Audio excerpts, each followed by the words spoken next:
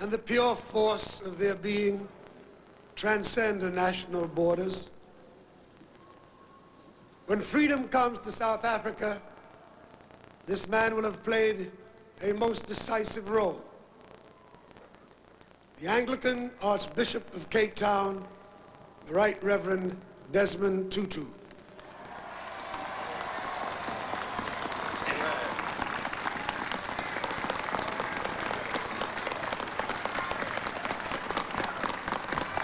Thank you.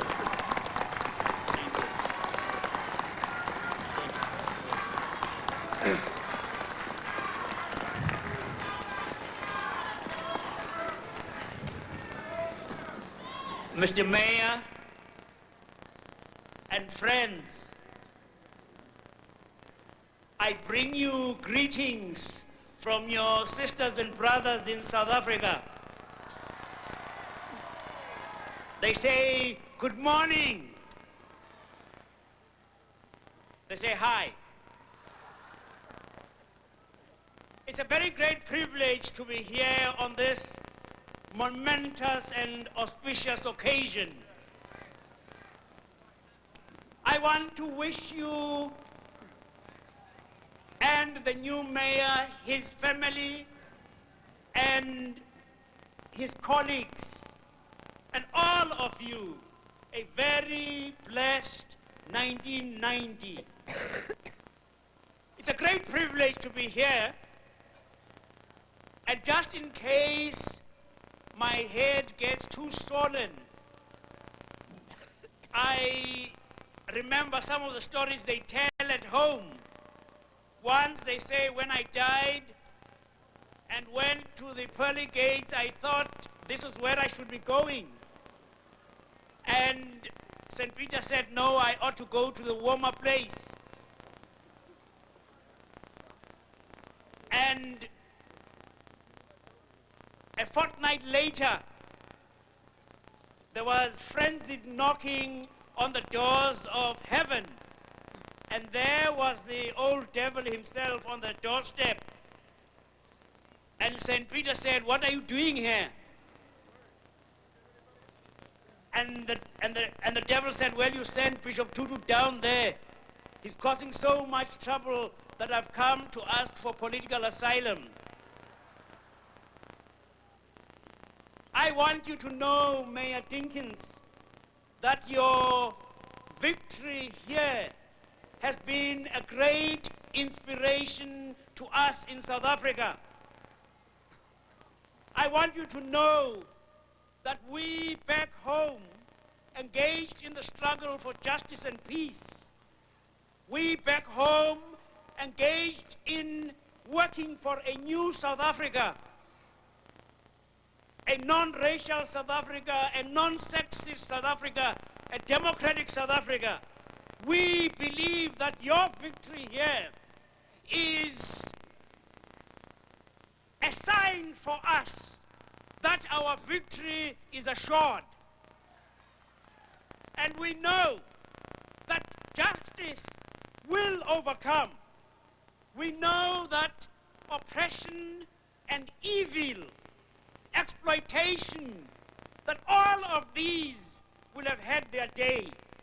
Your victory here is a sign to us back home that we will be able to invite all of you and say, hey, come and celebrate with us our freedom when we will march hand in hand, black and white, Jew and whoever. We will walk together into the future of this new South Africa, and nothing will stop us, for the people are unstoppable. When people march, and they are unstoppable. They march in Eastern Europe, they march in South Africa, and the citadels of apartheid will be demolished, and we will be brothers and sisters, as we really are, black and white, in a country where the color of a person's skin will be the total irrelevance that it is, and we will know that we belong together, black and white, and sisters in one family, God's family. Just a few minutes ago, to let you know, there apparently something fell from atop one of the balconies, and it appears that someone was hurt in the head. He was carried away.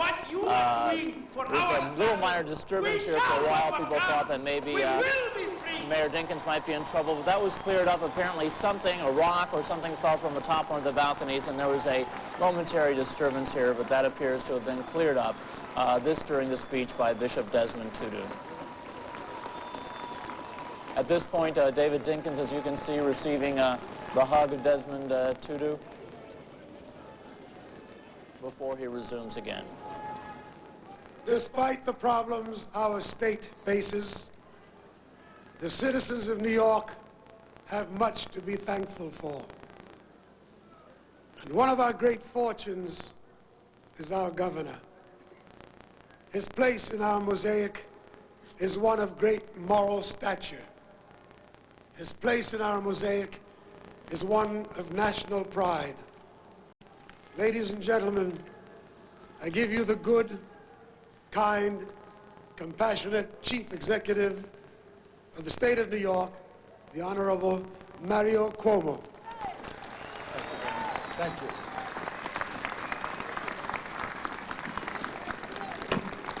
Thank you very much, Harry Belafonte.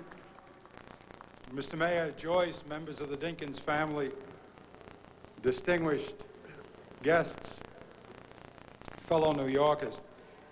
I thank you, Mr. Mayor, for allowing Matilda and me the pleasure of sharing your celebration today. You have already said what needs to be said and said it beautifully. I'll take only enough time to tell you that as children of the city and as taxpayers and voters still, Matilda and I feel the thrill and excitement of this moment together with all the millions of people who applaud you today and who utter a silent prayer for the strength and good luck that you will surely need. You have said, Mr. Mayor, that you believe the days ahead will be challenging. I am sure that you're right. But it's also true that this city, like this state, has grown to preeminence by overcoming challenges, floods and fires, depressions and recessions, and the constant strain of trying to fit many different pieces and shapes into what you and I both call our beautiful mosaic. I'm sure we will overcome those challenges again for a number of reasons, but mostly, Mr. Mayor, because of you, David Dinkins. You are an extraordinary combination of strength and gentleness, Mr. Mayor.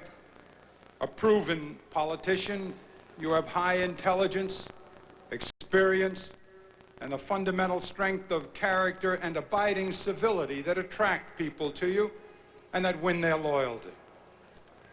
But one thing more you have, and you demonstrate it constantly as you did again today.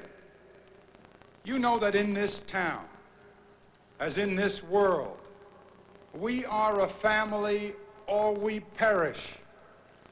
You know that if we are to overcome the challenges facing New York City, and there are many, and the challenges facing the rest of this state, the rest of this nation, indeed the rest of the world, we must come together. Now, that is not to say we must always be quiet about our differences, hardly. Every good marriage needs a little venting. So does every good city. We invented picket signs and bullhorns so that the people would always be able to remind their elected representatives that they are public servants and not masters, and that's good. Although we would hope that we would do it always with civility, without violence, and without meanness. But in the end, we must come together in common purpose, giving and receiving, sharing benefits and burdens, taking turns at the table, or we will not make it to the promise of the 21st century. I am confident, especially because you understand that so well, Mr. Mayor. You understand that everyone must be included in the ambit of our concern. Everyone must be involved in the making of plans.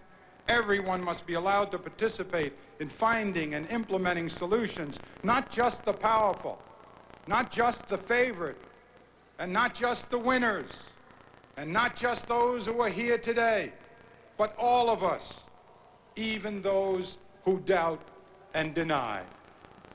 This city needs help from Washington, Mr. Mayor, and from Albany.